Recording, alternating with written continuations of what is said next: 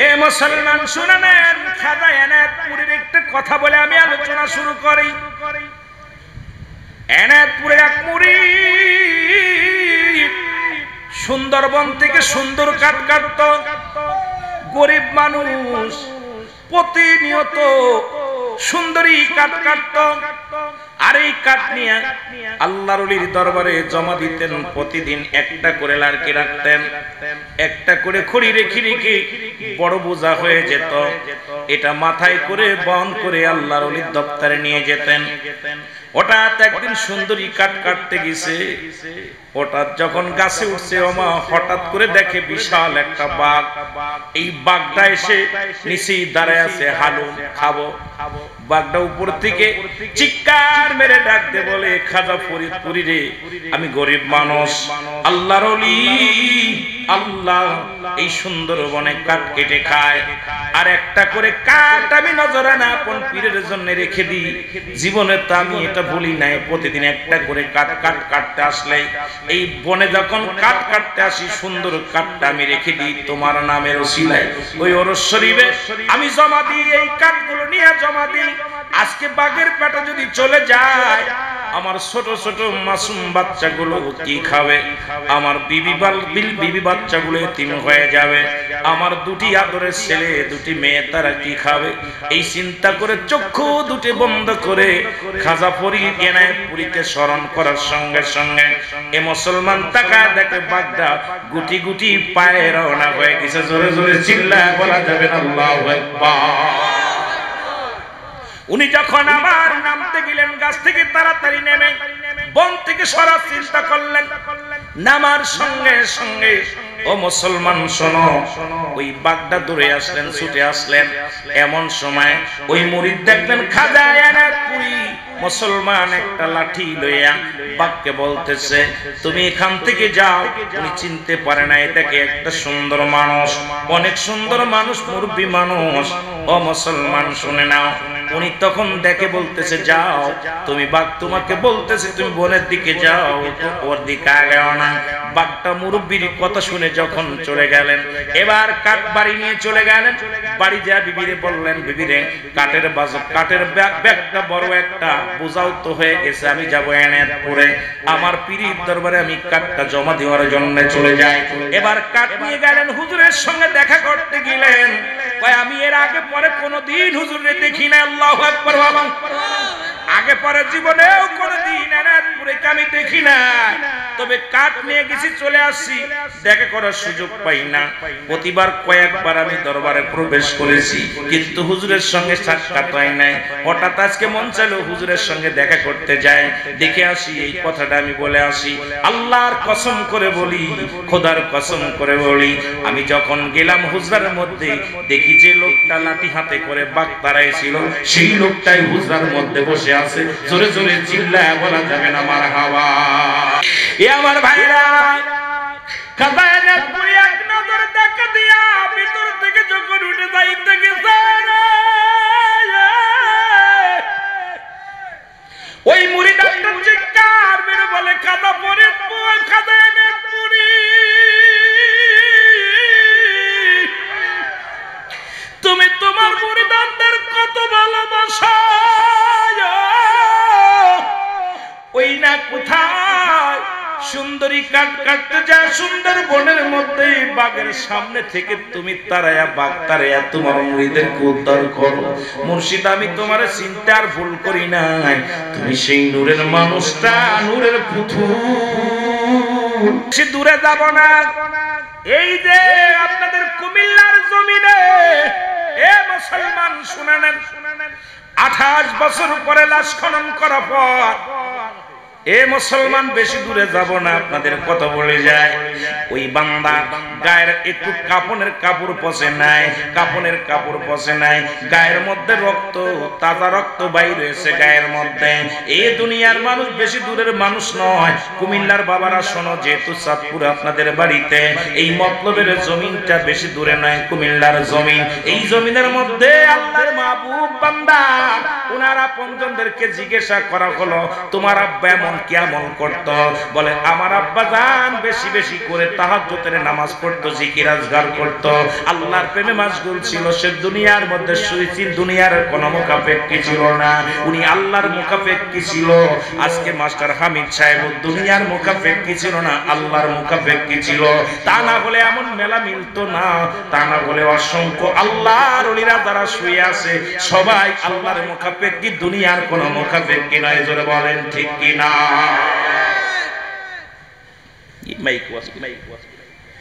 আশ্চর্য হয়ে গেলাম যে 28 বছর পরে লাশ উত্তোলন করার পর সেই লাশের কাপড়ের কাপড় পচে না, আর তুমি মৌলবী মরে গেলে তোমার কবরে হাড্ডি পাওয়া যায় না।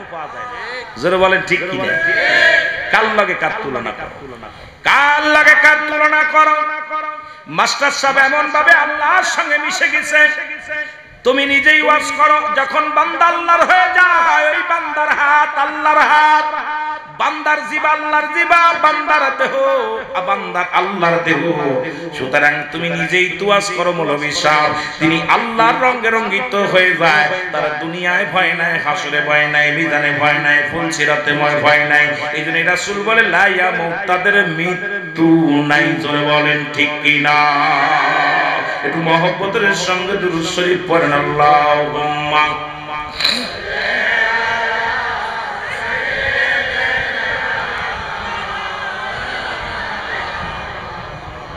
ওয়া আলা আলি সাইয়্যিদিনা।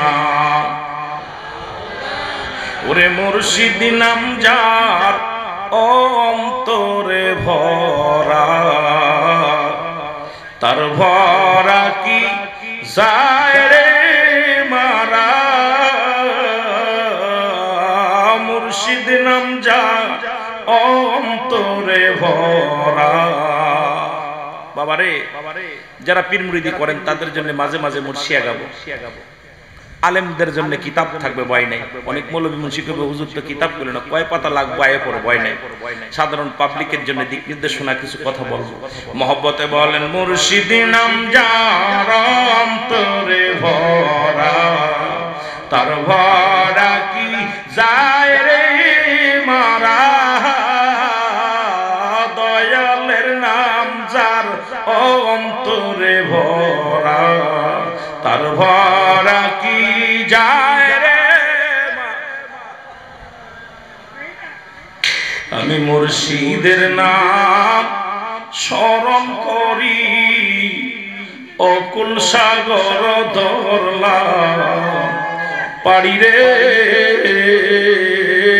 আমি মুর্শিদের নাম স্মরণ করি, অকুল সাগর ধরব পারি রে। মুর্শিদ পার করে না আমার ভরা রে,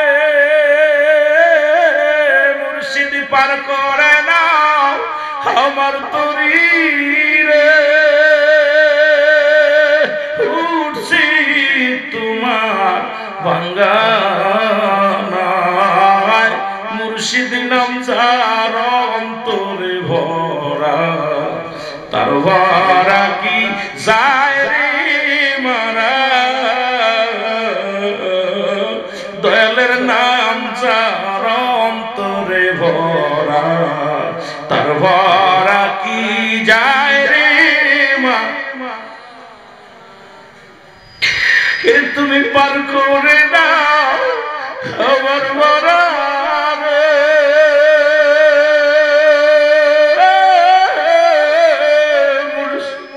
পার করে দাও আমার ভরা রে। উঠছি তোমার বাঙ্গানায়, মুর্শিদ নাম যার অন্তরে ভরা, তার ভরা কি যায় রে মারা। বলো মুর্শিদ নাম যার অন্তরে ভরা, তার ভরা কি। এও পারেতে খেসুইতাম ন, মুর্শিদ নাম ছিল মহা মন্ত্র রে আমার পারেতে খেসইতাম মুর্শিদ নাম ছিল মহা মন্ত্র রে ও সে পার করবে না ধনী মানি রে ও সে পার করবে না ধনী মানি রে পার হবে বাজানের ভক্ত যারা মুর্শিদ নাম যার অন্তরে ভরা তার ভরা কি যায় রে মারা আল্লাহুম্মা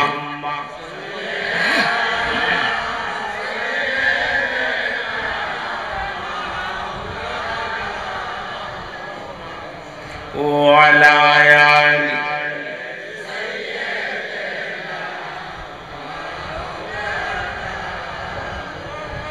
এ মুসলমান শুনে নেন খাজা এনায়েতপুরের একটা কথা বলে আমি আলোচনা শুরু করি এনায়েতপুরে এক মুরিদ সুন্দরবন থেকে সুন্দর কাঠ কাটতো গরিব মানুষ প্রতিনিয়ত সুন্দরী কাঠ কাটতো আর এই কাঠ নিয়ে আল্লাহর ওলির দরবারে জমা দিতেন প্রতিদিন একটা করে লাড়কি রাখতেন একটা করে খড়ি রেখে রেখে বড় বোঝা হয়ে যেত এটা মাথায় করে বহন করে আল্লাহর ওলির দপ্তরে নিয়ে যেতেন হঠাৎ একদিন সুন্দরী কাঠ কাটতে গেছে হঠাৎ যখন গাছে উঠছে ওমা হঠাৎ করে দেখে বিশাল একটা বাঘ এই বাঘটা এসে নিচেই দাঁড়ায় আছে হালুম খাবো বাঘটা উপর থেকে চিৎকার মেরে ডাক দে বলে খাজা ফরিদপুরি রে আমি গরিব মানুষ আল্লাহর ওলি আল্লাহ এই সুন্দরবনে কাঠ কেটে খায় আর একটা করে কাঠ আমি নজরানা আপন পীরের জন্য রেখে দিই জীবনে তো আমি এটা ভুলি নাই প্রতিদিন একটা করে কাঠ কাটতে আসলে এই বনে যখন কাঠ কাটতে আসি সুন্দর কাঠটা আমি রেখে দিই তোমার নামের ওসিলায় ওই ওরস শরীফে আমি জমা দিই এই কাঠগুলো নিয়ে জমা দিই আজকে বাঘের পেটে যদি চলে যায় আমার ছোট ছোট মাসুম বাচ্চাগুলো কি খাবে আমার বিবি বাচ্চাগুলো এতিম হয়ে যাবে আমার দুটি আদরের ছেলে দুটি মেয়ে তারা কি খাবে এই চিন্তা করে চক্ষু দুটি বন্ধ করে খাজা ফরিদ এনায়েতপুরীকে স্মরণ করার সঙ্গে সঙ্গে এ মুসলমান তাকায় দেখে বাঘটা গুটি গুটি পায়ে রওনা হয়ে গেছে জোরে জোরে চিল্লায় বলা যাবে না আল্লাহু আকবার উনি যখন আবার নামতে গেলেন গাছ থেকে তাড়াতাড়ি নেমে বন থেকে সরার চিন্তা করলেন নামার সঙ্গে সঙ্গে ও মুসলমান শোনো ওই বাঘটা দূরে আসলেন ছুটে আসলেন এমন সময় ওই মুরিদ দেখলেন খাজা এনায়েতপুরী মুসলমান একটা লাঠি লইয়া বাঘকে বলতেছে তুমি এখান থেকে যাও উনি চিনতে পারে না এটাকে একটা সুন্দর মানুষ অনেক সুন্দর মানুষ মুরব্বী মানুষ ও মুসলমান শুনে নাও উনি তখন দেখে বলতেছে যাও তুমি বাঘ তোমাকে বলতেছে তুমি বনের দিকে যাও ওর দিকে আগেও না বাঘটা মুরব্বির কথা শুনে যখন চলে গেলেন এবার কাঠ বাড়ি নিয়ে চলে গেলেন বাড়ি যা বিবিরে বললেন বিবিরে কাঠের ব্যাগটা বড় একটা বোঝাও তো হয়ে গেছে আমি যাবো এনায়েতপুরে আমার পীরের দরবারে আমি কাঠটা জমা দেওয়ার জন্য চলে যাই এবার কাঠ নিয়ে গেলেন হুজুরের সঙ্গে দেখা করতে গেলেন আমি এর আগে পরে কোনোদিন হুজুরে দেখি না আল্লাহু আকবার বাবা আগে পরে জীবনেও কোনোদিন এনায়েতপুরে আমি দেখি না তবে কাঠ নিয়ে গেছি চলে আসছি দেখা করার সুযোগ পাই না প্রতিবার কয়েকবার আমি দরবারে প্রবেশ করেছি কিন্তু হুজুরের সঙ্গে সাক্ষাৎ হয় নাই হঠাৎ আজকে মন চাইলো হুজুরের সঙ্গে দেখা করতে যাই দেখে আসি এই কথাটা আমি বলে আসি আল্লাহর কসম করে বলি খোদার কসম করে বলি আমি যখন গেলাম হুজরার মধ্যে দেখি যে লোকটা লাঠি হাতে করে বাঘ তাড়াইছিল সেই লোকটাই হুজরার মধ্যে বসে আছে জোরে জোরে চিল্লায় বলা যাবে না মারহাবা মুর্শিদ দাঁড়াও আমার সামনে জন্মের মতো দেখব দুনয়নে আমি জন্মের আরো জোরে বলেন আমি জন্মের মতো দেখব দুনয়নে মুর্শিদ দাঁড়াও আমার সামনে জন্মের মতো ও মুর্শিদ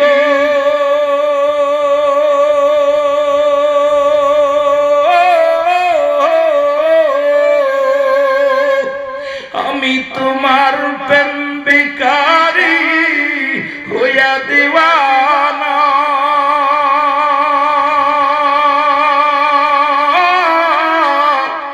তোমার আশায় আছি গো মুর্শিদ চান ভুইলা যায়ো না তোমার আশায় আছি গো মুর্শিদ চান ভুইলা যায়ো না মুর্শিদ দাঁড়াও আমার সামনে জানামের মতো দেখবো তুনা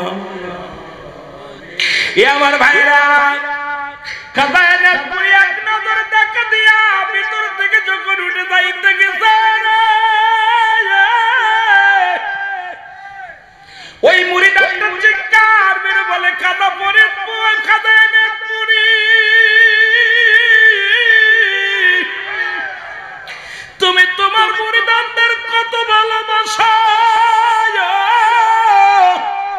ওই না কোথায় সুন্দরী কাট কাটতে যায় সুন্দর বনের মধ্যে বাগের সামনে থেকে তুমি তারায়া বাগ তারায়া তোমার মুরিদদেরকে উদ্ধার করো মুর্শিদ আমি তোমার চিন্তা আর ভুল করি নাই তুমি সেই নূরের মানুষটা নূরের পুতুল আমি আর ভুল করতে রাজি নয় আজ থেকে আর ভুল করতে নাই মুর্শিদ দাঁড়াও একটু প্রাণ ভরে দেখেনি আমার দাদু পীর কি করলেন এনায়েতপুরে খাজা এনায়েতপুরে উনি কি করলেন উনি রওনা হয়ে গেলেন উজরা থেকে উঠে রওনা হয়ে গেলেন পিছন থেকে থেকে মুরিদ ডাক ছেড়ে কান্দে বলে দু মুর্শিদ দাঁড়াও আমার সামনে জনমের মতো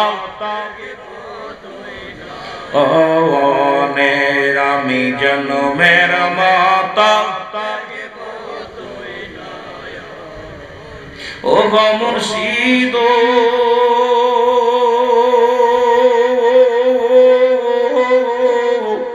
তোমার শরণে গো মুর্শিদ দিও একটু উঠায়া আমার তোমার শরণে গো মুর্শিদ দিও একটু উঠায়া আমার মুর্শিদ দাঁড়াও আমার সামনে জনমের মতো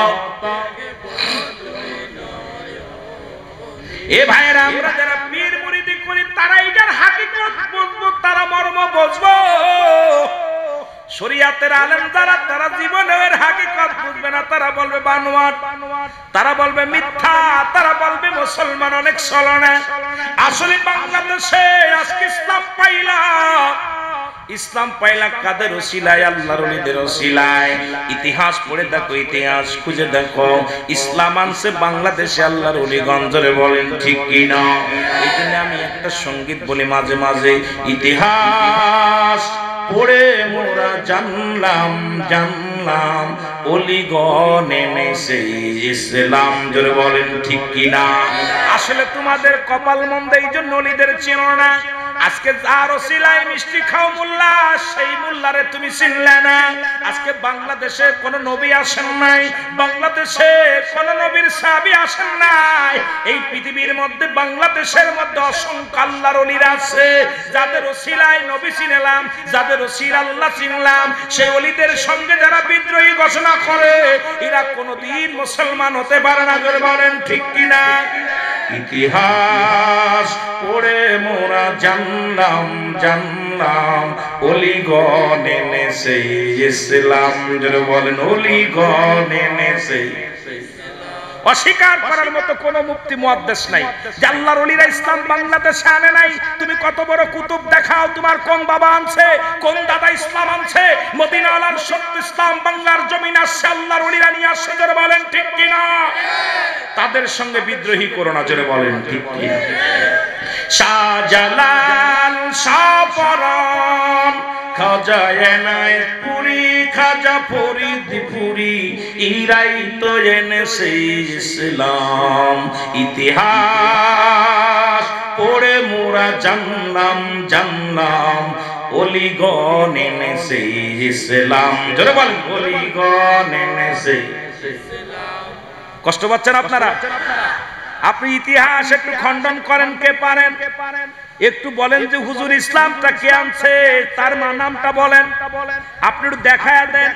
পৃথিবীর মধ্যে আল্লাহর ওলিরা ইসলাম আনছে, আল্লাহর ওলিদের বিরোধিতা করার মতো ক্ষমতা আপনার নাই, কিন্তু যার ওসিলায় তুমি আজকে মুসলমান বলে দাবি করলা, যার ওসিলায় তুমি আজকে পশ্চিম চিনলা, শরিয়াতের কিবলা চিনলা।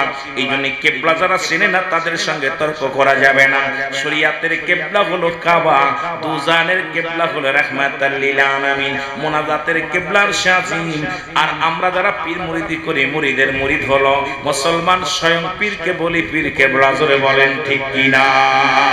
আসলে এই জন্য আমরা কিবলা শর্ত চিনি আজকে শরিয়াত শরিয়াত শরিয়াত শরিয়াত। তুমি আল্লাহর ওলিদের কাছে গেলে শরিয়াত চেনা যায়, তরিকাত চেনা যায়, মারিফাত চেনা যায়, হাকিকত চেনা যায়। তুমি যত বড় পিএইচডি করো না কেন, তুমি বেশি বেশি সুফিদের সঙ্গে পিএইচডি করো সুফিদের বিষয় নিয়ে, পিএইচডি করো আল্লাহর ওলিদের বিষয় নিয়ে, তুমি পিএইচডি করো ডক্টরি করো যদি আল্লাহর ওলিদের নিয়ে করতে পারো, দেখবা পৃথিবীর মধ্যে বাংলার জমিনে এই ইসলামের একমাত্র ধারক বাহক হলো আল্লাহর ওলিগণ। তাদের মাধ্যমে ইসলাম পাইলাম, তাদের বিরোধিতা করো না, জীবনেও শান্তি পাবা না। জোরে বলেন ঠিক কি না?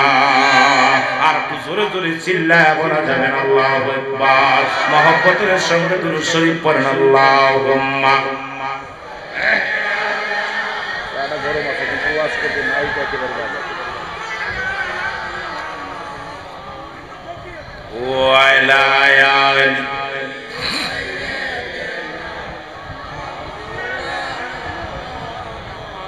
এক শ্রেণী আছে, আমরা দেখেছিলাম আজ থেকে কয়েক 15 বছর আগে, 10-15 বছর আগে এই শ্রেণী দেখতাম, মুগ্ধ বলতো, আপনারাও শুনেছেন, শহীদ গাজীর বাংলাদেশ, শাহজালালের বাংলাদেশ, শাহপরানের বাংলাদেশ, শাহ মখদুবের বাংলাদেশ, বাংলাদেশ বাংলাদেশ। রহম করুন আল্লাহ, ওগো কবুল করেন আল্লাহ। কিন্তু কেমন মুনাফিক, আল্লাহ কমিনান নাস।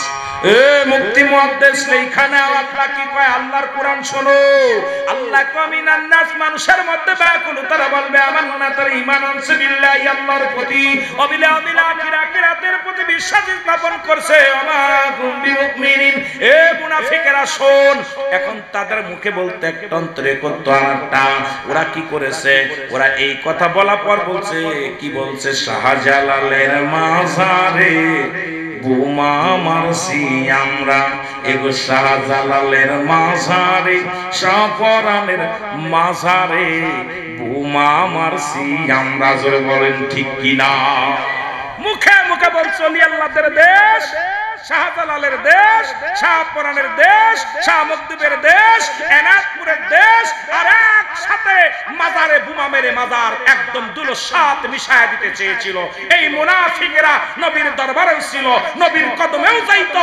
এই জন্য ওই জামানায় আল্লাহ পাক ডাকতে বলে, হাবিব আমিনান নাস, মানুষের মধ্যে মা কোন তার বলবে আমান্না, তুই মানছে বিল্লাহি, আল্লাহর প্রতি, বিল আখিরাতের উপর বিশ্বাস স্থাপন করছে, ওমা হুম বিমুমিনিন। আল্লাহ ডাকতে বলে, হাবিব রে, এক শ্রেণী বেঈমান মুনাফিকরা আছে, তারা আমার কদমের, আপনার কদমের মধ্যে যাবে, ঈমানদার বলে দাবি করবে, মুমিন বলে দাবি করবে, তারা মুমিন নয়, তারা মুত্তাকিন নয়। ওদের জন্য আমি আল্লাহ প্রস্তুতি করে রাখছি 7টা জাহান্নাম। ও ইত্তাকিল কাফিরিন, ওই কাফের বেঈমান মুনাফিকদের জন্য প্রস্তুতি করা আছে 7টা জাহান্নাম। জোরে জোরে চিল্লায় বলো আল্লাহু আকবার। আরো জোরে। কষ্ট হচ্ছে ভাই, তরিকাতের মাহফিল কষ্ট করেন, লাভ আছে। আমি গুনাহগার, প্রতিদিন সুযোগ পাই না এভাবে বলা। তরিকাতের প্ল্যাটফর্ম নিয়ে কথা বলতে গেলে অনেক কথা আসবে। আহা, এইটা কথা তাসাউফের কথা বলতে গেলে অনেক কথা আসবে, একটু ধৈর্য ধরতে হবে। ধৈর্য ধরলে অনেক মজার মজার আলোচনা আছে। কোরআন কি বলে, হাদিস কি বলে, ইজমা কি বলে, কিয়াস কি বলে। শরীয়তে দেখতেছেন এই জামার প্রয়োজন হইছে বডির কারণে, বডি যদি না থাকতো জামার প্রয়োজন নাই। জোরে বলেন ঠিক কি? আজকে ইসলাম নিয়ে ফালাফালি করো বাংলাদেশের মৌলবীরা, আল্লাহর ওলিদের চেনো না, কার ওসিলায় ইসলাম পয়দা। জোরে বলেন ঠিক কি না? একটু মহব্বতের সঙ্গে দুরূদ শরীফ পড়েন আল্লাহুম্মা।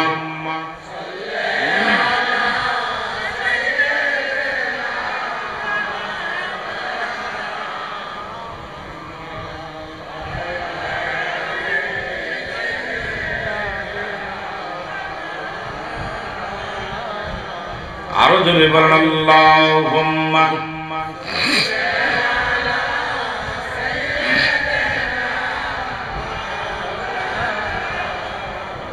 ওয়ালা আলি সাইয়্যিদিনা।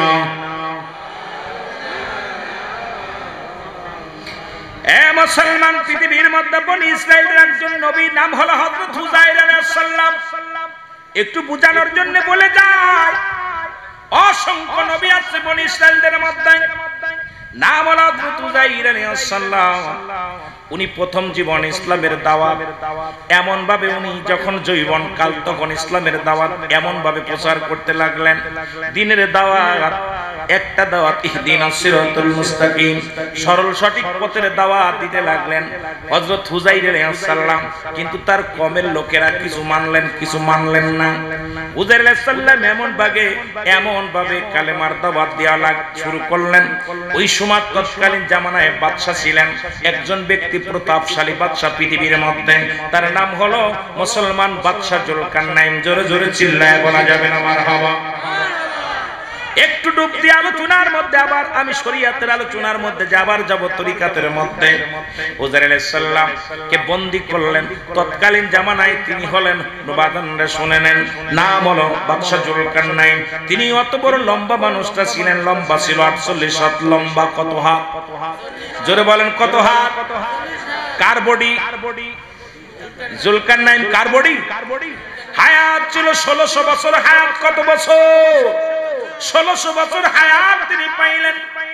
আমার বাজানেরা, পৃথিবীর মধ্যে উনার হায়াত ছিল 1600 বছর। আল্লাহ ওনাকে একটা মুজিজার ঘোড়া দান করলো। এই বাদশা জুলকারনাইন ওই ঘোড়াটা দিয়ে একটা কদম পা ফেরাইলে 12,000 মাইল অতিক্রম করত। এত বড় ঘোড়া, এত বড় পাওয়ারফুল একটা ঘোড়া তাকে আল্লাহ দান করেছিল। নাম হলো তার বাদশা জুলকারনাইন। জোরে জোরে চিল্লায় বলো আল্লাহু আকবার। এই বাদশা একবার গ্রেফতার করলেন। কাকে গ্রেফতার করলেন? এ ভাইরা, বন্ধুরা আমার, গভীর মনোযোগ। গ্রেফতার করলেন মুসলমানদের, গ্রেফতার করলেন ইমানদারদের, গ্রেফতার করলেন মুসলমান হয়ে মুসলমানদের গ্রেফতার করলেন। ওর ভিতরে যখন বন্দিশালায় গেলেন, বন্দিশালায় যায় দেখে একজন পাগল, আমানান এমন পাগল, আমার মাওলার প্রেমে পাগল। সেই পাগলটা সিজদার মধ্যে কান্দে, আল্লাহর প্রেমে পাগল পারাপার হয়ে কান্দে। তার নাম হলো হযরত হুযাইর আলাইহিস সালাম। জোরে জোরে চিল্লায় বলো মারহাবা। হুযাইর আলাইহিস সালামের কান্নাতে উনার মাথায় হাত দিলেন। হাত দিয়ে দেখে উনি নবী। তৎকালীন জামানায় একজন ইমানদার মানুষ। বাদশা জুলকারনাইন উনাকে ছেড়ে দিলেন। এ মুসলমান, উনাকে ছেড়ে দিলেন। ছাড়া পর উনি রওনা হয়ে গেলেন। রওনা হয়ে যায় চিন্তা গবেষণার মধ্যে ডুবে গেলেন। আল্লাহ এই দুনিয়া কেমনে বানাইলা? এই মানুষগুলো মারা যাবে, আবার তাদের তুমি কেমনে জিন্দা করবা? এই পৃথিবীর সব কিছু চূর্ণ বিচ্ছিন্ন করে দিবা। আল্লাহ তো নিজেই বলে, আল্লাহ কয় বান্দারে, দুনিয়ার সব কিছু আমি চূর্ণ বিচ্ছিন্ন করে দিব। এই জমিনটা আমি রাখবো না। এই জমিনের মধ্যে যা কিছু আছে সব কিছু আমি চূর্ণ বিচ্ছিন্ন করে দিব। এ দুনিয়ার মুসলমান,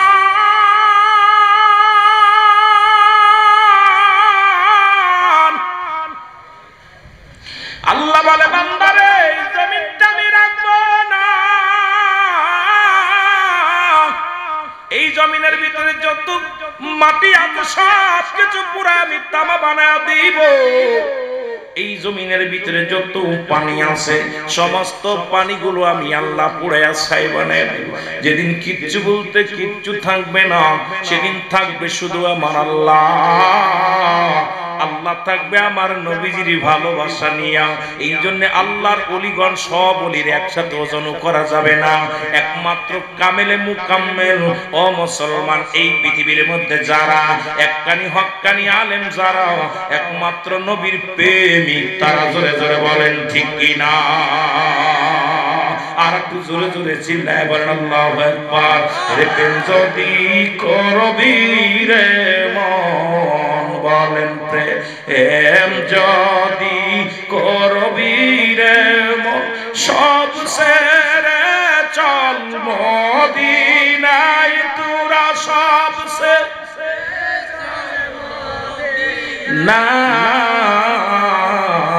আমার দয়াল নবী যেই দেশে ঘুমায় আমার প্রাণের নবী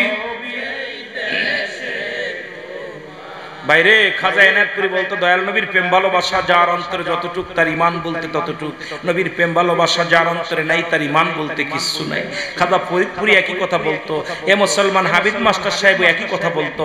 কারণ এই পৃথিবীর মধ্যে যত কামেল মুকাম্মেল তাদের একটাই জবানের ভাষা হলো নবীর প্রেম যার অন্তরে নাই তার ঈমান বলতে কিচ্ছু নাই। নবীর প্রেম ভালোবাসা যার অন্তরে যতটুক তার ঈমান বলতে ততটুক। আমরা নবীজিকে চাই কি চাই না? আমার দয়াল নবী যেই দেশে ঘুমায় আমার মায়ার নবী ও তোরা দেখলে সবই পাগল হবি, দেখলে সবই এর কাঁদবি বসে নিরালায়, তোরা কাঁদবি নিরালায় আমার দয়াল নবী যেই দেশে ঘুমায় আমার মায়ার নবী। আরে প্রেমিকেরা জোরে জোরে বলেন, যারা খাজা এনায়েতপুরের মুরিদ আছেন গো বাবা, খাজা ফরিদপুরের মুরিদ আছেন, যারা কামেল পীরের মুরিদ আছেন, মুসলমান শোনো, নবীর প্রেমে ইশকে দিওয়ানা হয়ে যাও। নবীর প্রেমে যদি ইশকে দিওয়ানা হইতে পারো, এই দুনিয়ায় তোমার ভয় নাই, কবরে তোমার ভয় নাই, মিজানে তোমার ভয় নাই, ফুলসিরাতে তোমার ভয় নাই। এই জন্য নবীর ইশকে দিওয়ানা হয়ে যাও। জোরে জোরে চিল্লায় বলেন আল্লাহু আকবার। এ তোরা দেখলে ছবি পাগল হবি, দেখলে ছবি এর কাঁদবি বসে নিরালায়, তোরা কাঁদবি লাই আমার দয়াল নবী যেই দেশে ঘুমায় আমার মায়া। প্রেম যদি করবি রে মন, বলেন প্রেম যদি করবি রে মন, সব ছেড়ে চল মদিনায়, তোরা সব না আমার দয়াল নবী যেই দেশে ঘুমায় আমার দিনে।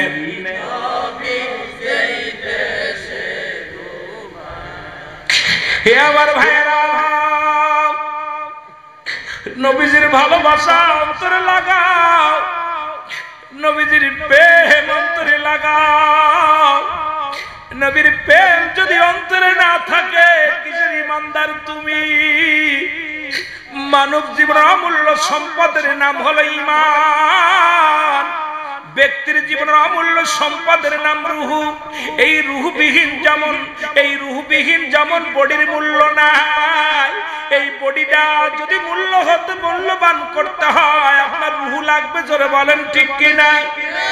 এর মানব জীবনের অমূল্য সম্পদের নাম হলো ঈমান। ঈমানবিহীন কোনো আমলের মূল্য নাই।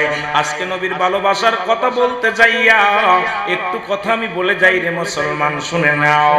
ব্যক্তির জীবনের অমূল্য সম্পদের নাম রূহ। দেখতে শুনতে ভালো, ভিতরে রূহটা নাই, সঙ্গে সঙ্গে তুমি হয়ে যাবে মায়ের, কিন্তু হাত নাই, পা নাই, রূহটা আছে, বডিটার মূল্য আছে। জোরে বলেন ঠিক কিনা? এরে মুসলমান, কত মানুষের হাত নাই, কত মানুষের পা নাই, চক্ষু নাই, তারপরে রূহটা আছে। দেখা যায় 6 বছর 5 বছর বিছনায় পড়ে আছে, এই রূহটা থাকার কারণে তারে কবরে শোয়া দেয় নাই। কিন্তু দেখতে শুনতে ভালো, কত 18 বছরের যুবক, 20 বছরের যুবক রে বন্ধু, কত আদরের শিশু দুনিয়া থেকে বিদায় হয়ে গেছে, রূহটা না থাকার কারণে তাকে কবরে দেওয়ার জন্য ব্যস্ত হয়ে যায়। জোরে বলেন ঠিক কিনা? বুঝা নিবেন ওয়াজ শুধু ঠিক বললে হবে না, আমাদেরকে বুঝতে হবে রূহটা হলো একটা মানুষের জীবনের অমূল্য সম্পদ। জোরে বলেন ঠিক কিনা? এই ব্যক্তির জীবনের অমূল্য সম্পদের নাম রূহু, আর মানব জীবনের অমূল্য সম্পদের নাম হলো ঈমান। ঈমান যদি না থাকে তোর নামাজ কবুল হবে না, ঈমান যদি না থাকে তোর হজ কবুল হবে না, ঈমান যদি না থাকে মুসলমান তোর কুরবানি কবুল হবে না। সেই ঈমানটাকে চিনতে হবে, ঈমানটা কি?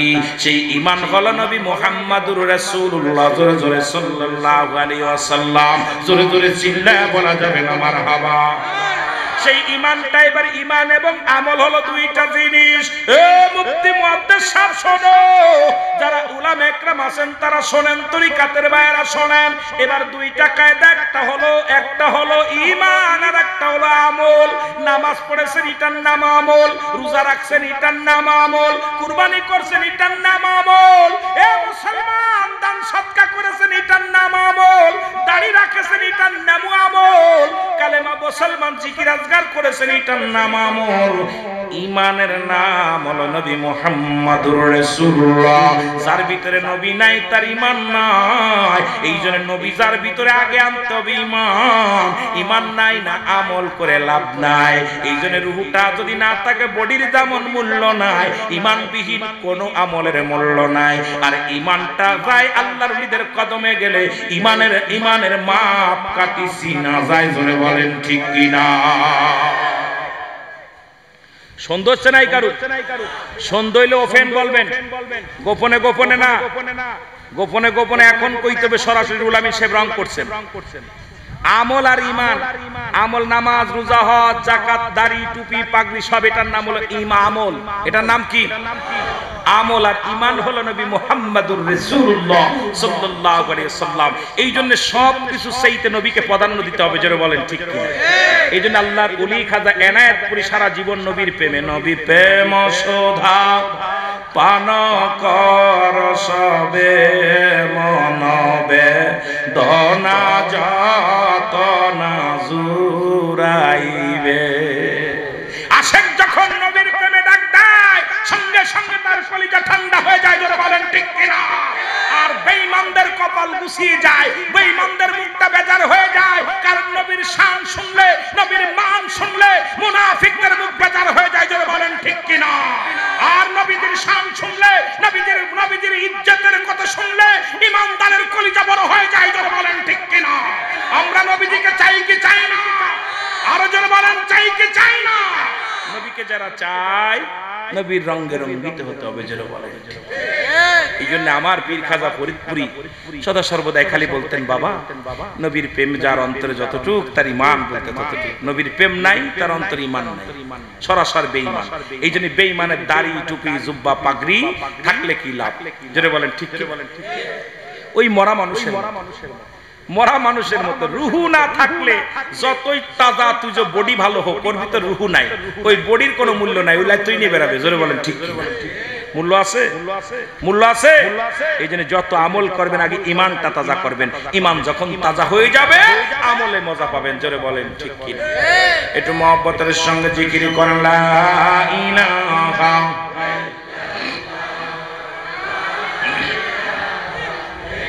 আর জোরে লা ইলাহা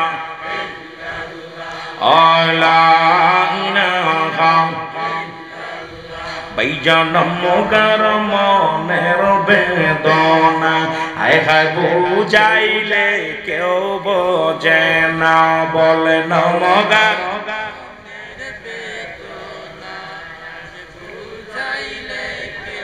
ওরে শোনাইলে কেউ শোনে না। বল শোনাইলে কেউ অগশনেন শাহে মদিনা লা ইলাহা মারহাবা জোরে লা ইলাহা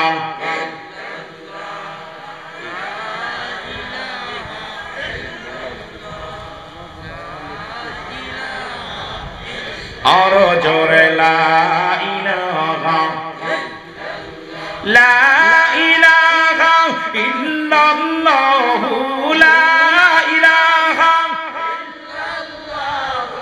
মুহাম্মদ রাসূলুল্লাহ লা ইলাহা এ দুনিয়ার মুসলমান গভীর মনোযোগ যে কথা বলতেছিলাম হযরত উযাইর আলাইহিস সালাম মনে আসেনি বাবা কথা বলেন মনে আছে উযাইর আলাইহিস সালাম ও মুসলমান উনি গবেষণার মধ্যে পড়ে গেলেন গবেষণা বাড়ি যাইয়া কিছু খাবার পানি কিছু জব কিছু ডুমর এগুলো সঙ্গে করে খাবার পানি নিয়ে হাঁটতে শুরু করলেন আর একটা গাদার পিঠে নিয়ে গাদার পিঠে শোয়ার হইয়া গাদাটারে কয় চল আর গবেষণা করে এই দুনিয়াটা কে বানা কিসের জন্য করলো আল্লাহ এদের মানুষগুলো কেমনে তুমি জিন্দা করবা এই মাখলুকাতকে তুমি কেমনে আবার বিচার করবা হযরত উযাইর আলাইহিস সালাম এই চিন্তা করতে করতে রওনা হয়ে গেল যা বসলেন একটা বিশাল একটা পুরন প্রাচীর বিশাল একটা মুসলমান আমাদের দেশে যেমন ব্রিটিশেরা বড় বড় দালান কোঠা রেখে গেছে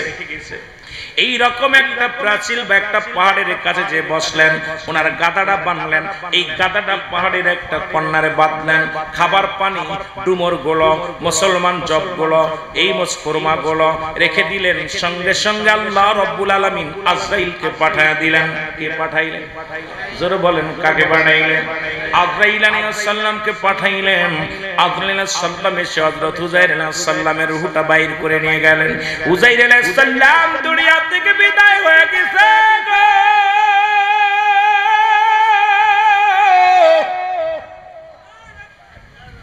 উযাইর আলাইহিস সালাম দুনিয়া থেকে বিদায় হয়ে গেল একদিন নয় দুদিন নয় 100 বছর পার হয়ে গেল কত বছর জোরে বলা যাবে না কত বছর 100 বছর পার হয়ে গেল ওই যে 28 বছরের লাশ উত্তোলনের কথা বলতে যায় হঠাৎ করে আমি এদিকে চলে আসলাম 100 বছর পার হয়ে গেছে আমার আল্লাহ কয় জিবরিলে দৌড়ায়া যা আমার উযাইর রূহটা বাইর বেকের লুকায় দেয় আমার উযাইর তো ওখানে শুয়ে আছে ও মুসলমান শুনে নেন হযরত উযাইর আলাইহিস সালামকে জিন্দা করলেন উযাইর আলাইহিস সালাম উঠলেন উঠার পর আসরের আযান আসরের সময় হয়ে গেল উযাইর আলাইহিস সালাম ঘুম থেকে উঠে তাকায় দেখে রে সূর্য পশ্চিম আকাশে যায় জিবরিল আমিন কান্না ডাক দেখায় জিবরিল যাও আমার উযাইরের জিগাও কতদিন যাবত ঘুমায় আছে একটু শুনে আসো উযাইরকে সালাম দিলেন জিবরিল আমিন আসিয়া সালাম দিয়া কয় হুজুর আপনি কত সময় ঘুমাইলেন উযাইর কয় মনে হয় ঘন্টা 2 মতো ঘুমাইছি সকালবেলা ঘুমাইছি মাত্র উঠলাম জোরে জোরে চিল্লায় বলা যাবে না মারহাবা জিবরিল আমিন ডাক দেখায় আল্লাহর নবী গো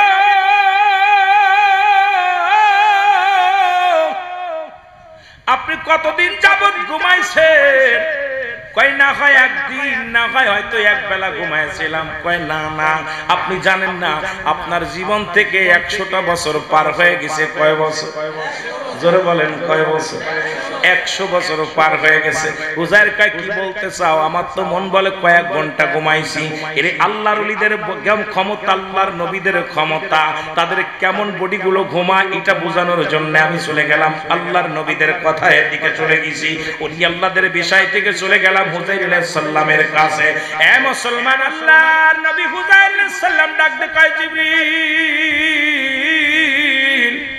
আমার মন বলে আমি কয়েক ঘন্টা ঘুমাইছি কয় না না আপনি আপনার খাবার পানির দিকে তাকায় দেখেন দেখে খাবার পানি ঠিকই আছে একই অবস্থায় আছে বলে এবার তাকায় হুজুর আপনার একটা গাদা ছিল সেই গাদাটা কই তাকায় দেখে একটা খুঁটা আজার মধ্যে বেঁধে রাখা ছিল বাজানের গাদাখানা সেই গাদার রশিটাও নাই খুঁটাটাও নাই খোঁটাও নাই কিচ্ছু নাই এই গাদার ওই কয়েকটা হাড্ডি 2-4টে হাড্ডি পড়ে আছে মাটির মধ্যে কয় হুজুর আপনার গাদাটা কই গাদা দৌড়াইয়া গেলেন যায় দেখে গাদাটা পয়সা সব একদম দুলার সাথে মিশে গেছে মাত্র 2-3 টুকরা হাড্ডি অবশিষ্ট আছে এর আল্লাহর নবী উযাইর আলাইহিস সালাম ডাক দে আল্লাহ আমার গাদা মারা গেছে সঙ্গে সঙ্গে আল্লাহ কয় জিবরিল আমিন দেরি করো না ওই হাড্ডি একত্রিত করো আমি ওর গাদাটারে বাঁচায়া দিই হাড্ডি যখন একত্রিত করছে সঙ্গে সঙ্গে আবার ওই মরা গাদাটারে জিন্দা বানায়া দিছে আল্লাহ জোরে জোরে চিল্লায়া বলা যাবে না আল্লাহু আকবার বলে হুজুর আপনি 100 বছর যাবত ঘুমাইছেন 100 বছর আগে আপনার গাটা না খাইতে মারা গেছে, কিছুদিন পরে 2-3 মাস পরে 2-1 মাস পরে আপনার গাটা ক্ষুধার যন্ত্রণায় এখানে মারা গেছে। হুজুর তাকে আমি জিন্দা করলাম। এবার উনি তাকায় দেখে আসলে তো চারিদিকে তাকায়, যেখানে দালান কোটা ছিল না সেখানে দালান কোটা, যেখানে গাছ ছিল না সেখানে বড় গাছ। বড় আশ্চর্য হয়ে গেলেন, এত বড় আমি তো সব দেখেছিলাম না। তাড়াতাড়ি আমার বাড়ি যাও। তখন হুজুর সাল্লাম যখন মৃত্যুবরণ করেছিল তখন তার বয়স ছিল 40, এখন বয়স হলো 140। সুবহানাল্লাহ বলেন না? কত বছর? 140।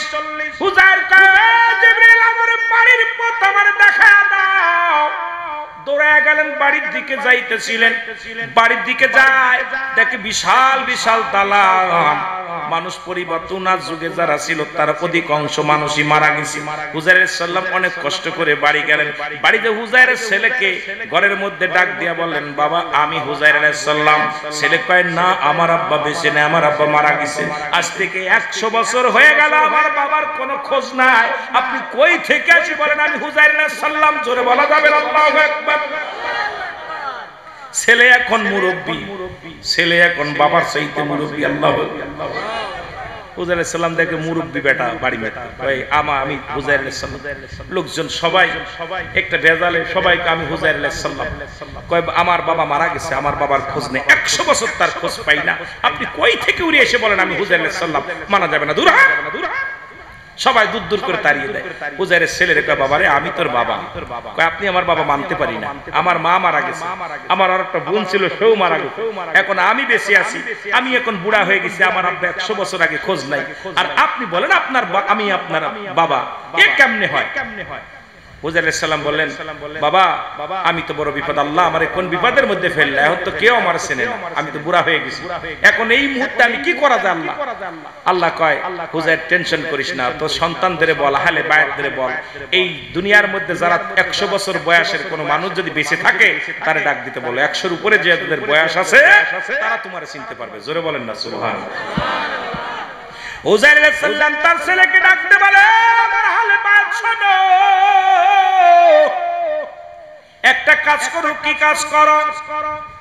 কয়েক 100-র উপরে কোন মানুষ যদি জিন্দা থাকে তারে আমার কাছে ডেকে আনো।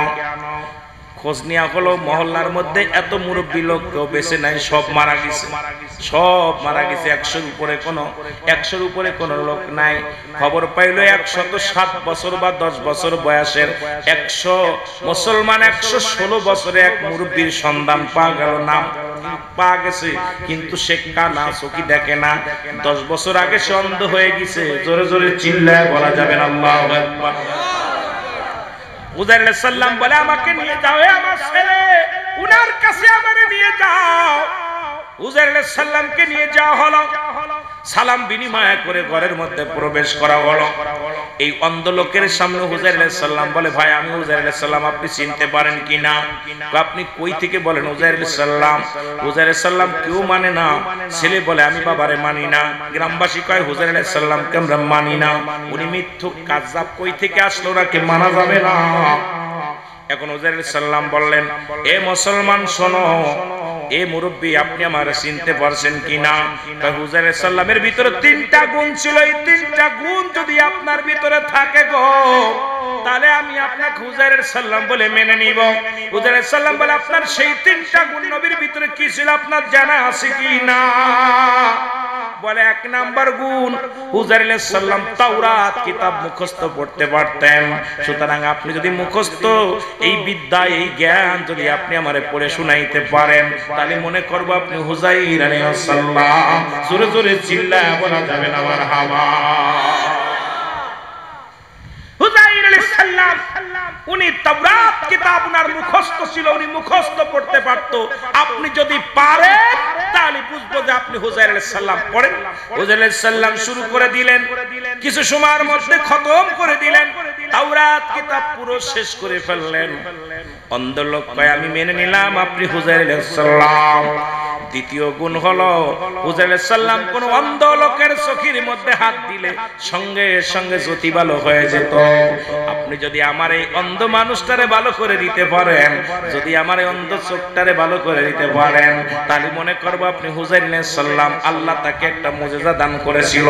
কোন অন্ধ মানুষ যখন তার সামনে এসে বসতো সঙ্গে সঙ্গে অন্ধর চোখে হাত বুলাইয়া দিত, আমার আল্লাহ তাআলা হাত বুলানোর সঙ্গে সঙ্গে ওই হুজাইর আলাইহিস সালাম হাত বুলানোর সঙ্গে সঙ্গে আল্লাহ তাআলা তার চোখের জ্যোতি ফিরাইয়া দিত।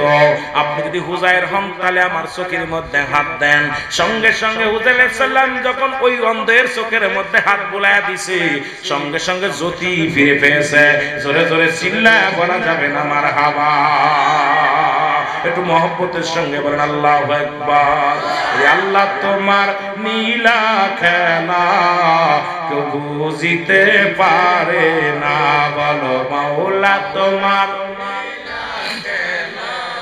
কেউ বুঝিতে পারে না, বলো আল্লাহ তোমার কেউ বুঝিতে। এর ইব্রাহিম নামে এক নবী ছিল,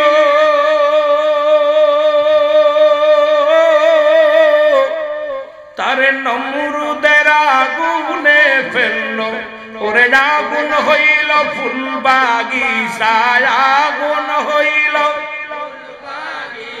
পশম পড়ে না। আল্লাহ তোমার নীলা খেলা কেউ বুঝিতে পারে না, বলো আল্লাহ তোমার কুদরতি খেলা কেউ বুঝিতে। আরো যারা বলেন না মওলা তোমার কুদরতি খেলা কেউ বুঝিতে। আবার মুসা নামে এক নবী ছিল,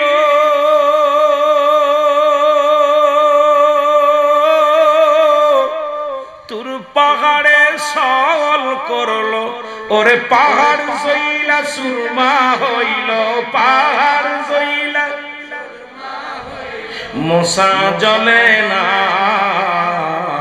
আল্লাহ তোমার কুদরতি খেলা কেউ বুঝিতে পারে না, বলো আল্লাহ তোমার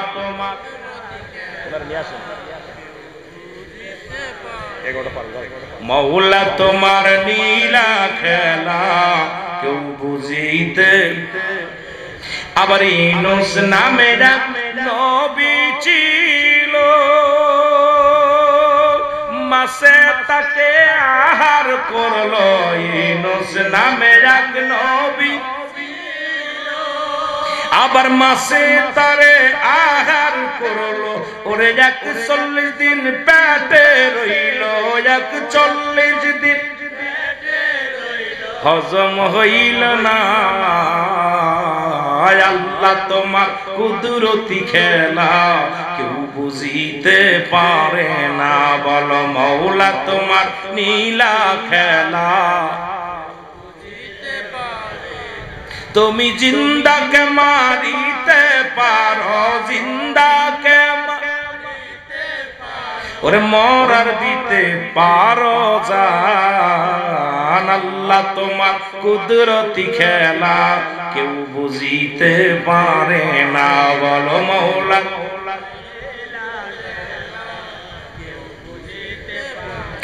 এই অন্ধ চিৎকার মেরে বলে আমার বৎসর শোনো,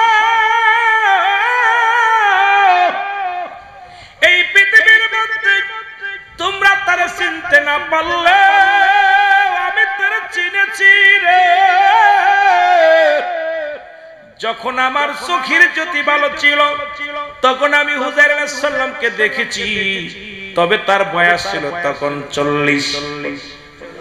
যেটা বলেন কত? ওই 40 বছরের ইয়ং যুবক আজকে 52 মুসলমান শুনে নাম উজাইরের বয়স 140। তবু আমার চোখের আড়াল যতই থাকুক না কেন আমার এই দু চোখ ভরে আমি জীবিত অবস্থায় দেখেছি। আজকে আমার চোখের জ্যোতি ফিরা পর আবার আমি হুজাইরকে দেখলাম। তোমরা মেনে নাও, মেনে নাও, আল্লাহর নবীরে মেনে নাও, উনি হলো এই জামানার নবী হুজাইর আলাইহিস সালাম। জোরে জোরে চিল্লায় বলো মারহাবা। একটু জোরে জোরে চিল্লাবেন আল্লাহু আকবার। এ মুসলমান, অসংখ্য রকম আল্লাহর ওলিদের কাছে আসে ইলহাম, নবীদের কাছে আসে ওহী, আল্লাহর ওলিদের কাছে আসে ওহী, মুজিজা আসে, যে মুজিজাগুলো নবীরা দেখান। আল্লাহর নবীরা মুজিজা দেখায়, আল্লাহর ওলিরা কেরামত দেখায়। আল্লাহর নবীরা আল্লাহর তরফ থেকে মুজিজাগুলো পায়, আর আল্লাহর নবীগণ এগুলো বান্দাদের মধ্যে দেখায়। আর আল্লাহর ওলিদের কাছে মুসলমান কেরামত, যেটা বাজানো অলৌকিক কিছু ঘটনা, আমার আল্লাহ ওলিদের মাধ্যমে ও জানায়া দেয়। এই জামানার মধ্যে যত কামেলে মুকাম্মেল আছে, তবে সব পীর নয়, একটা হলো নাকেস পীর আর একটা হলো কামেল পীর। এই কামেল পীর চিনার জন্য 9টা গুণাগুণ দরকার। এই 9টা গুণের একটা গুণ যদি তার ভিতরে না থাকে রে মুসলমান, সে তো কামেল পীর হতে পারবে না, সে তো হলো নাকেস পীর। আর ওই নাকেস পীরেরা বলে, আমি কয়েকদিন আগেও শুনলাম বাংলাদেশের এক বড় দরবেশ পীর, উনি না বললেন এই জামানায় যদি কোরআন নাজিল হতো আমাদের বাপ দাদার নাম থাকতো। আরে মুসলমান, ফিরাউনের নাম, নমরুদের নাম কোরআনে আছে, তাই বলে তাদের তো মর্যাদা বাড়ে নাই। ও মুসলমান শুনে নাও, শুনে আবু জেহেলের নাম কোরআনে আছে, তাই বলে তো তাদের মর্যাদা বাড়ে নাই। যে সমস্ত পীর নাকেশ পীর, তারা এই দুনিয়ার মধ্যে ওই চিন্তা করে আমাদের দাম, আমাদের মর্যাদা। আর কামেল পীর চিন্তা করে আল্লাহ পার সন্তান, নবী পার ঠিকানা তারা খোঁজে, এই দুনিয়ায় তাদের মর্যাদা খোঁজে না। জোরে বলেন ঠিক কিনা? কয়েকদিন আগে দেখলাম বাংলাদেশের তথা কথিত এক পীর বলতেছে, এই জামানায় যদি কোরআন নাজিল হতো তাহলে আমাদের বাপ দাদার নাম থাকতো। আমি কত বড় ব্যাককলের ব্যাককল! আরে ব্যাককল তো আবু জেহেল, আবু লাহাব, আবু সুফিয়ান, কত মৌলবীর নাম রয়েছে, ফিরাউন কারুনের নাম রয়েছে, তাদের কি মর্যাদা বাড়ছে? তো এইটুক বুঝলো না।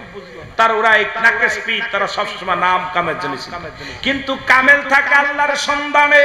যেমন একটা বক যদি একটা মাছ ধরার জন্য এক পা থেকে আর একটা পার মধ্যে দাঁড়াই গো, সারাদিন কয়েক ঘন্টা অপেক্ষা করে একটা ধরার জন্য, তদ্রূপ আল্লাহর ওলিরা মুরাকাবা মুশাহাদার মধ্যে বসে থাকে, কখন আল্লাহর সঙ্গে কথা হবে, কখন মদিনা আল্লাহর সঙ্গে কথা হবে। তারা সদা সর্বদাই থাকে মাওলার ধ্যানে। তাই তো মুসলমান মনসুর হাল্লাদ আনাল হক, আনাল হক, সুবহানাল্লাহ বলে আর তো জোরে বলা যাবে। এর মনসুর হাল্লাদের নাম শুনেছেন? এই জগতের মধ্যে আল্লাহ এমন ভাবে আল্লাহকে পাগল বানাইলো, ওর জবান দিয়া শুরু হয়ে গেল আমি আল্লাহ, আমি আল্লাহ। তৎকালীন জামানায় তখন মনসুর নামে আরেকজন প্রধানমন্ত্রী ছিল, এর কাছে বিচারের কাঠ গড়ায় দাঁড়া করা হলো। বলে হুজুর সর্বনাশ, এই যে মনসুর হাল্লাদ যে নিজেই খোদা বলে দাবি করে, এতদিন বলছে আল্লাহ আল্লাহ, এখন দেখি নিজেই খোদা বলে দাবি করে। তাকে ডাকা হলো ইরাকেই মুসলমান রাজ্যের মহিমা, রাজ্যের বড় বড় ইমাম, রাজ্যের বড় বড় মুফতি মুহাদ্দিস সাহেবকে ডাকা হলো। সবাই করা যাবে না, এই শিরকি গুনাহ করছে মনসুর হাল্লাদ, নিজেকে আল্লাহ বলেছে, মনসুরকে এই জগতের মধ্যে বাঁচানো যাবে না, এই মনসুর হাল্লাদকে দুনিয়া থেকে বিদায় করে দিতে হবে। এর মনসুর মুসলমান রাজ্যের প্রধান, যিনি রাজা ছিলেন মনসুর হাল্লাদ, উনাকে ডাকতে বলা হলো, এ মুসলমান শোনো, এই হুজুরের কি বিচার করা হবে? মনসুর হাল্লাদ ডাক দিয়ে কয়, শোনো, আমি তো কামেল পীর না, আমি তো ভালো জানি না, আমি মুসলমান, তবে তোমরা জ্ঞানী মানুষ, তোমরা মুফতি, তোমরা তো ফতোয়া দিবা, আমি তো ফতোয়া জানি না। আমার রাজ্যে যদি মনসুর হাল্লাদ এর আল্লাহর সঙ্গে নিজেই বলে আনাল হক, আমি আল্লাহ, ওই যদি আল্লাহ বলে দাবি করে, তাহলে তো তাকে শিরচ্ছেদ করা যায়। সেই ফতোয়া আপনারা দেন কি তার বিচার করা যাবে? এই রাজ্যের সবাই ফতোয়া দিল, ওই মনসুর হাল্লাদকে জবাই করতে হবে। এ মুসলমান, খোলা তরবারি আনিয়া ইমাম সাহেবদের, মুফতি সাহেবের ফতোয়া অনুযায়ী আমার দেশে এরকম অনেক ফতোয়া বা জালেম হয়েছে, জানা দুই কিতাব পড়েই এমন ফতোয়া শুরু করে, সমাজের ভিতরে ফিতনা সৃষ্টি করে। জোরে জোরে বলেন ঠিক কিনা? বিচার শুরু হয়ে গেল, খোলা তরবারি দিয়া যখন তার কাল্লাটাকে দ্বিখণ্ডিত করা হলো, এই মনসুর হাল্লাদির জবান দিয়া কালেমা বাইর হয়ে গেছে লা ইলাহা ইল্লাল্লাহু মুহাম্মাদুর রাসূলুল্লাহ। জোরে জোরে চিল্লায় বলেন সাল্লাল্লাহু আলাইহি ওয়াসাল্লাম। এবং রক্তের ভিতর থেকে বেশি আসলো আওয়াজ, রক্তের ভিতর থেকে আওয়াজ বেশি আসে লা ইলাহা ইল্লাল্লাহু মুহাম্মাদুর রাসূলুল্লাহ। জোরে জোরে চিল্লায় বলেন সাল্লাল্লাহু আলাইহি ওয়াসাল্লাম। এর প্রধানমন্ত্রী কয় আইরে রাজ্যের আলেম উলামা কি ফতোয়া দিলি যারে জবাই করা হলো এ তো কাফের নাই, এ যে ইমানদার। এর মৃত্যুর পরে তার কাটা গলা দিয়া এই কাটা মস্তিষ্ক দিয়া মাথা দিয়া কালেমা বাইর হয়ে গেছে। সুতরাং ফতোয়া জেনে শুনে দিও না, আজকে ফতোয়া দিয়া সমাজ নষ্ট করো না রে মুসলমান। এমন ফতোয়া দিও না, সাধারণ পাবলিককে বিভ্রান্তি করো না। এমন ফতোয়া দাও যা দ্বারা সমাজের মঙ্গল হয়, যা দ্বারা ঈমান তাজা হয়, যা দ্বারা সমাজের মধ্যে দুর্নীতি দূর হয়, যা দ্বারা ঈমানের মুসলমান দুনিয়ার মধ্যে মানুষ ইসলামের মধ্যে ঝুঁকে পড়বে, সেই আমলগুলো তুমি শিক্ষা দাও। তাহলে দেখবে রে মুসলমান এই সমাজ বাঁচবে, জাতি বাঁচবে, ইসলামের উপকার হবে। জোরে জোরে চিল্লায় বলা যাবে না ঠিক কিনা? এই জন্য ফতোয়া দিলেই চলবে না, ফতোয়া হিসাব করে দিতে হবে। জোরে বলেন ঠিক কিনা? মনের খবর সিনার খবর কে রাখে? ইন্নামা আমালু বিন্নিয়াত। সিনের খবর মনের খবর কে রাখে? আরো জোরে বলেন কে? এখন আমরা আই কই অমুক বন্ড, অমুক প্রতারক, অমুক ধোঁকাবাজ। এ মিয়া তুমি কেমনে বুঝলা ওইটা ধোঁকাবাজ? তুমি ধোঁকাবাজ আছেন, স্বর্ণকারে সোনা আছেন, লোহা আছেন, কামার। যদি বলেন বাটপারে আছেন, যদি কোন ঠিক। এই জন্য সোনার সাথে যাকে জড়িত, সোনা স্বর্ণকারে চেনে সোনারে, লোহার সাথে যারা কাজ করে লোহা চেনে, আর পীর মুরিদ রে চেনে। যদি বলেন ঠিক কিনা? কামেল রে চেনে। যদি বলেন ঠিক কিনা? ফাজিল রে চেনে। যদি বলেন ঠিক কিনা? এই জন্য দূরে আই মাসলা এমন ভাবে মাসলা দিয়ে দেয়, এই মাসলাগুলো বন্ধ করেন। এই জন্য কামেল পরে কি কয়, আল্লাহর ওলিদের কাছে গেলে নামাজ পড়া লাগে না। সালাত আমার বাবারা, আমার শাইন শাহ নকশবন্দিয়া মুজাদ্দিদিয়া তরিকাতের এনায়েতপুরে যে সিলসিলা শাইন শাহ নকশবন্দিয়া খাজা এনায়েতপুরি, খাজা শাহসবি ফরিদপুরি, আজকে যিনি আছেন তিনি ছিলেন আপনার জনাব আব্দুর রহিম আব্দুল হামিদ মাস্টার সাহেব। এরা যারা তরিকা প্রদান করেছেন এনায়েতপুরি সম্ভগঞ্জি, যা বলেন না কেন, যত আল্লাহর ওলিরা আছেন প্রত্যেকের আমল হলো আমাদের তরিকাতের আমল হলো নামাজের পরে। জোরে বলেন ঠিক কিনা? জোরে বলেন ঠিক কিনা? শাহিন শাহ নকশবন্দিয়া মুজাদ্দিদিয়া তরিকাতের আমল হলো, জোরে বলা যাবে না, নামাজের পরে। সুতরাং যারা আমির সাহেবের মুরিদ, যারা এনায়েতপুরের মুরিদ, যারা আটদশীর মুরিদ, ভালো করে শুনে নেন, আমরা আমল করি নামাজের পরে। জোরে বলেন ঠিক কিনা? আরো জোরে বলেন কি? এই ওজিফাগুলো হয়েছে আমরা ফজর থেকে শুরু করি। আমাকে এখন বলছে যে নামাজের একটু আর পিতামাতার ওয়াজ করতে, যেহেতু আমি ওপাশে যাইতে পারবো না, সময় শেষ, আপনি ওরে নিয়ে আসেন, হুজুরি ওয়াজ করবো। আমি অল্প একটু নামাজের দিকে তরিকাতের দিকে কথা বলি, এর মধ্যে ফরিদি সাহেব চলে আসুক। ফরিদি বাংলাদেশের বড় বিখ্যাত আলেম। আমি তো আগেই বলেছি বাবা আমি এত বড় আলেম না, এই জন্য উনি ওয়াজ করলেই মজা লাগে, উনার ওয়াজ আমরা শুনি। জোরে বলেন ঠিক কিনা? যাকে পাওয়া বড় দুরস্কার হয়ে গেছে, যাকে পাইলে আজকে অনেকদিন পরে দুই বন্ধু এক জায়গা হয়েছে, কারণ ওর সঙ্গে আমার দেখা হয় না। যদি আমি আগে ওয়াজ করি, পরে ওয়াজ করে, হয়তো আমি ডায়াসতে নেমে যাই, হয়তো খালি সালাম আসসালামু আলাইকুম, উনি উঠলে আমি নামি, আমি উঠলে উনি নামে, মোটামুটি কখন পেয়ে যায়, মোটামুটি এক জায়গা বসার সুযোগ আজকে দুইজনের একটু অনেক সময় হয়েছে। ওনার গাড়িতে আমার গাড়িতে নেমে বলে আমার গাড়িতে তাড়াতাড়ি আমার কাছে গেলাম, দুই বন্ধু গল্প করতে করতে এলাম, আমার গাড়ি ওনার গাড়িতে আসলাম। তো অনেকদিন পরে দুই বন্ধু এক জায়গা, আর মাঝে মাঝে সাক্ষাৎ হয় বন্ধু বান্ধবের সঙ্গে। তার দেখা হলো আজকে ফরিদির সঙ্গে, আমার ভাই আসবেন, উনি আলোচনা করবে। যেটা বলতেছিলাম, ফজর থেকে শুরু করেন, ফজর আমরা অন্য রহমত থেকে শুরু করেন। পৃথিবীর মধ্যে একমাত্র শাহিন শাহ নকশবন্দিয়া মুজাদ্দিদিয়া তরিকাতের আমল হলো রাত 3টা থেকে। জোরে বলেন ঠিক কি? দুইটা জায়গা, একটা হচ্ছে মদিনা শরীফ, যারা মক্কা মদিনায় হজ করতে গেছেন। এ বাবা একটু খেয়াল কর, আমরা কোন তরিকার মধ্যে আছি। বুকার আমরা খালি দূরে এসে কত কথা বলো। একমাত্র মদিনা শরীফে রাত 3টা বাজলে রাসূলুল্লাহ রওজা মুবারকের দরজা খুলে দেওয়া হয়। সুবহানাল্লাহ বলেন। আরো জোরে, আরো জোরে। আর এই 3টার সময় কুরআনুল কারীম নাজিল হয়েছে, এই 3টার সময় দুনিয়া সৃষ্টি হয়েছে, এই 3টার সময় পৃথিবীর মধ্যে রাসূল পাক সাল্লাল্লাহু আলাইহি ওয়াসাল্লাম এই রহমতের সময় দুনিয়ার মধ্যে আগমন করেছে। অনেক হাকিকত মৌলবীরা খালি ফটফট করে কথা কইস, কি তা বুঝিস বা তোদের কেমনে বুঝাইবো, তোদের তো জ্ঞানই নাই। ওই 3টার সময় ঘুমাস, বয়া বয়া চোখ বুঝা ঘুমাস। আর ওই সময় আমার খাজা এনায়েতপুরী বলতো, ওঠো ওঠো মুরিদ গণ, খুলে দেখো দুনয়ন, ওঠো ওঠো জাকের ভাই বোন, খুলে দেখো। ঠিক ওই 3টার সময় উঠে ডাক শুরু করে, তখন কোরআন তেলাওয়াত হয়। ওই সময় কুরআনুল কারীম নাযিল হয়েছে। ঠিক ওই সময় আপনার বিশ্ব জাকের মঞ্জিল এনায়েতপুরী এই সিলসিলার যত তরিকা আছে, ওই 3টার সময় উঠে কুরআনুল কারীম তেলাওয়াত করে। এরপরে রাসূলের উপরে দুরূদ ও সালাম পাঠ করে। জোরে বলেন ঠিক ঠিক। ও আলেম উলামা হনো। এরপরে মুরাকাবা মুশাহাদা, কিছু সময় ধ্যান ধরে। পৃথিবীর মধ্যে আল্লাহকে পাওয়ার জন্য যত নবী রাসূল আছে প্রত্যেকই মুরাকাবা মুশাহাদা করেছে। মুরাকাবা মুশাহাদা এক কথায় ধ্যান ধরা, এক কথায় ধ্যান ধরা। এই চারিদিক থেকে মনটাকে ঘুরায়া একাকার করে দুনিয়ার জল্পনা কল্পনা, ছোট্টবেলা বাল্যকালের স্মৃতি সব ভুলে, এবং মানুষ কি করে, যেমন আফিয়ান ফুসিকুম আফালা তুবসিরুন, এ বান্দা আমার নিদর্শন তোমাদের মধ্যে আছে, তোমরা অন্বেষণ করো, তালাশ করো, আমাকে পাবে। তালাশি বান্দার কলবের মধ্যে আমি আল্লাহ আছি। জোরে বলেন ঠিক কিনা। এখন আল্লাহরে খালি মসজিদে যে খোঁজে। এই যে মসজিদ আছে না, কপাল ছুলে ফেলছে, ডলতি ডলতি কপালে এত বড় দাগ পড়ে গেছে, আল্লাহরে পাই নাই। জোরে বলেন ঠিক কিনা।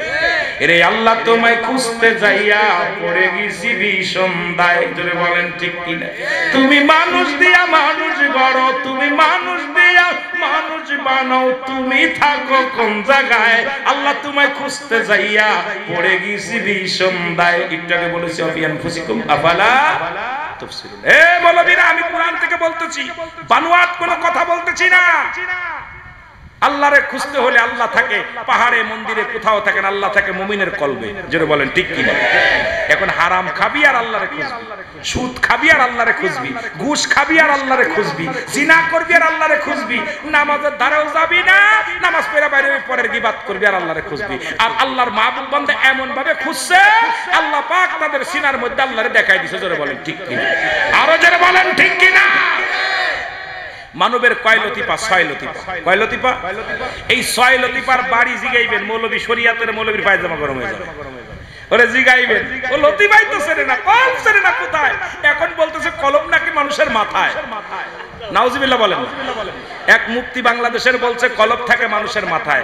আমরা পীর এনায়েতপুরী খাজা ফরিদপুরী বলছে বাবা, মানবদের বামদুদের নিচে একটা হাড়, হাড্ডির নিচে একটা গোস্ত, আরবিতে বলে কালব, ইংলিশে বলে হার্ট, বাংলায় বলে হৃৎপিণ্ড, যাদের পবিত্র সমস্ত দেহরাজ্য পবিত্র। আর ওই মৌলবীর গোষ্ঠীরা কয় কলব থাকে মাথায়। জোরে বলেন ঠিক কিনা। ইরা কেমনে তরিকা প্রচার করে আর ইরা কেমনে শরিয়াত প্রচার করে? এদের কপাল নষ্ট হয়ে গেছে, এদের পাবনা নিয়ত দরকার। জোরে বলেন ঠিক কিনা। আবারও লেখাপড়া করো। কলব মাথায় থাকে না, কলব থাকে মুমিনের কলবে। জোরে বলেন, এই কলব থাকে মানবের বামদুদের নিচে। জোরে বলেন মারহাবা। আরো জোরে, আরো জোরে। খুঁজার অভাব। এই পাপী জ্ঞান পাপীদেরকে নিয়ে কি কষ্টের মধ্যে যা আসি বাবা, অনেক বড় কষ্টের মধ্যে আসি। আর এই জ্ঞান পাপীগুলো মঞ্চে আইয়া ওয়াজ করে, লোক বেশি হয়, কয় ওরে বাবা অমুক বক্তা বড় বক্তা, ওর বক্তায় মেলা লোক হয়, আমাকে লোকের দরকার নেই, লোকের দরকার নাই, তোর মতো ইরাম লোকের দরকার নাই। যা আছে আমরা জাহান্নাম 7টা, জান্নাত 8টা, এইটা যদি আমরা মদিনাওয়ালার ভালোবেসে জাহান্নামে যাইতে রাজি আছি, রাসূলকে পাওয়ার জন্য, আল্লাহকে পাওয়ার জন্য। আল্লাহ যেখানে দেয় সেখানে খুশি। যারা বলেন ঠিক কিনা। আমরা চাই জান্নাত, চাই না, চাই নবীকে, জান্নাত চাই না, চাই আল্লাহকে। জোরে বলেন ঠিক কিনা। আল্লাহ যেখানে দিয়ে খুশি আমরা সেখানে যাইতে, কথা বলেন না। ওরে পীর রাজি যার উপরে, আমার আল্লাহ রাজি তার উপর। বলেন পীর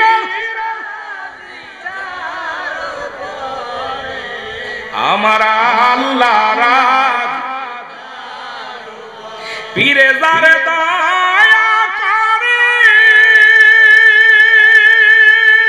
মুর্দা দিল তার জিন্দা হয়। আরে অকুল দরিয়ার মাঝে ডুবা নৌকা ভেসে যায়। বলো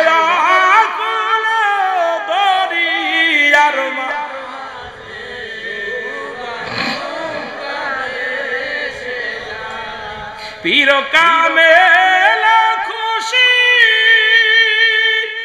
এটা হলো ভাগ্য। ভাগ্য লাগে, কপাল লাগে, জোরে বলেন ঠিক কি? পীরওয়ালিদেরকে খুশি করা কি লাগে? কি লাগে? কপাল লাগে, কপাল। জোরে কোন ঠিক কি যে বলবো বাবা, বলতে গেলে অনেক কথা এসে যায়, তো ওদিকে একটু যাই। যেটা বলতেছিলাম, এই সমস্ত আমল থেকে এই আমলের কথা বলতে যাবার পিছনে অনেক কথা চলে আসবে, সেটা বিপদে পড়ে যাবো। উনি চলে আসবো, আসছে নাকি আবার আমার বাবারা? যেটা বলতেছিলাম, এই আমল, এরপরে ফজরের আজান, একটু জিকির আজগার, আল্লাহর জিকির, এরপরে ফজরের আজান, আজানের পরে 2 রাকাত সুন্নাত নামাজ, এরপরে ফরজ, এরপরে পাক কালাম ফাতিহা শরীফ, এরপরে খতম শরীফ। সুবহানাল্লাহ বলেন। দেখেন না কি আজব, কি আজব আজব খেলা নীলা, দেখেন না। এরপরে চলে যাবেন আপনি, মানুষের সকালে মৃত্যু হয় 2টা টাইমে, একটা হলো রাতের বেলা, একটা হলো দিনের বেলা। এখন ফজরের 2 রাকাত সুন্নাত নামাজ পড়লেন, নবীর প্রেমিক হয়ে গেলেন। 2 রাকাত ফরজ নামাজ পড়লেন, আল্লাহর গোলাম হয়ে গেলেন। মাঝখানে 4 খতম কোরআন শরীফের সব আপনার আমল নামায়। ওই যে আপনি একবার সূরা ফাতিহা পড়ছেন, 15 পারা কোরআন শরীফের সব, সূরা ইখলাস একবার পড়েছেন, 10 পারা কোরআন শরীফের সব, সূরা ইখলাস আপনি তো হুজুর পাক শিখাইছে 10 বার, আর হলো সূরা ফাতিহা 3 বার, এদিকে 1 খতম আর হলো 3 খতম, 4 খতম কোরআন শরীফ। তওবাকারীকে আল্লাহ ভালোবাসে এবং রাসূল দুরূদ শরীফ পড়লে নবী খুশি হয়, তাহলে খুশি কইরা 4 খতম কোরআন শরীফ সব লিখলেন। এরপরে আপনি ওই পাক কালাম ফাতিহা শরীফ পড়ার পর আপনি করলেন, এরপরে খতম শরীফ পড়ে বাড়ি থেকে বাইরে হয়ে গেলেন। ওই আমরা এই চলে গেলেন আপনার জোহরের নামাজ, জোহরের আজান পড়ে গেল, আজানের পর আপনার কি করলো? সুন্নাত পড়লেন, এরপরে ফরজ পড়লেন, ফরজ পরে আবার সুন্নাত পড়লেন, সুন্নাত পরে 2 রাকাত নফল নামাজ, গোটা বিশ্ববাসীর জন্য দোয়া। এরপরে আবার কি করে? মুরাকাবা মুসাদে একটু জিকির আজগার। এরপরে আবার মুসলমান কি হলো? একটু মিলাদ শরীফ। এরপরে চলে যান আবার আসরের সময়, আসরের সময় দেখেন ওই 4 রাকাত নামাজ পড়ার পর এরপরে কি করে? মুরাকাবা মুসাদা। সুবহানাল্লাহ বলেন।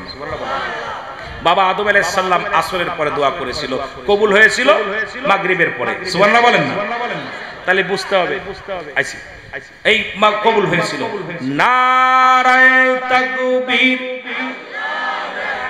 আল্লামা ফরিদি সাহেবের আগমন, নারায়ে রিসালাত, নারায়ে রিসালাত, শাহিনশাহ নকশবন্দিয়া মুজাদ্দিদিয়া তরিকা, শাহিনশাহ নকশবন্দিয়া মুজাদ্দিদিয়া তরিকা, সত্য তরিকা, নারায়ে তাকবীর, নারায়ে তাকবীর, নারায়ে রিসালাত। সবাই একটু নবীজিকে সালাম জানায়, নবী সালাম,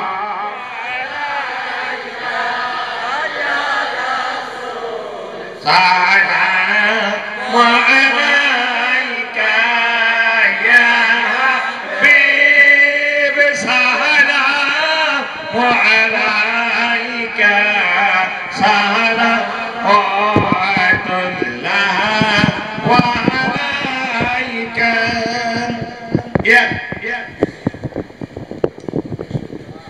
এই সমস্ত জাকের ভাইরা এখনো টিকিট কাটেন নাই। মাওলানা সাহেব যে আওয়াজ করছে আদব রক্ষার খাতিরে এবং 10 বছর শৃঙ্খলা রক্ষার খাতিরে সবাই যারা টিকিট কাটা বাকি আছে টিকিট কেটে নিয়ে, এটা দরবারের আদব, হুকুম এবং শৃঙ্খলা রক্ষার জন্য। যাক, এখন আপনাদের সম্মুখে মূল্যবান আলোচনা রাখবেন আজকের দিনে প্রধান আকর্ষণ, প্রধান বক্তা আল্লামা মুফতি মাওলানা জহিরুল ইসলাম ফরিদী সাহেব। আল্লামা মুফতি মাওলানা জহিরুল ইসলাম ফরিদী সাহেব, ওনাকে মাহফিলের পক্ষ থেকে কোরআন হাদিসের আলোকে মূল্যবান আলোচনা রাখার জন্য বিশেষভাবে অনুরোধ করেন। আমি আবারও ঘোষণা দিচ্ছি, ফরিদী সাহেব আলোচনা করার আগে যারা এখনো টিকিট কাটেন নাই, আদব রক্ষার খাতিরে সকলেই টিকিট কেটে নিয়ে, কারণ টিকিট কাটা এবং দরবার তাবারক এটা নিয়ামত, নিয়ামত, নিয়ামতের রহমত। কঠিন বিমারিও ভালো হয়ে যায় তাবারক উসিলা। তাই আদব রক্ষার খাতিরে সকলে টিকিট কেটে নেন, ইনশাআল্লাহ আখের মুনাজাতে তাবারক বিতরণ হবে।